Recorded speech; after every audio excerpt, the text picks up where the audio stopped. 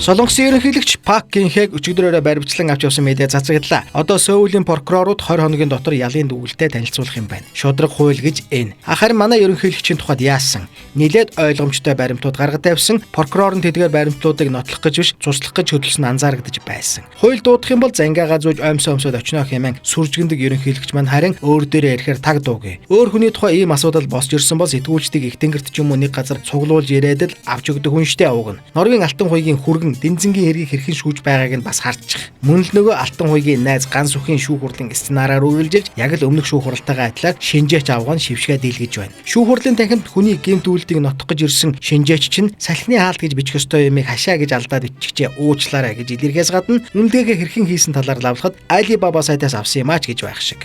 Хамгийн хоржоонтой нь шившгээ дийлгэж байгаа энэхүү шинжээч соёлмаг авилгатай тэмцэх газраас санал болгосон гэж байгаа юм. За давчхандаа шудраг ёс гэж юу байж болохыг Өмнөд Солонгосоос харж олж байна. Шудраг бусын хонгол гэж ямар юм байж болохыг Монголоос харж болж байна. Харцгааны харьцуулалт гэж чухам ямар шуухан юм байж болохыг Азийн энэ хоёр хон улсаас л өнгөтөр бүр 3Д-гээр нь харж болохоор болжээ.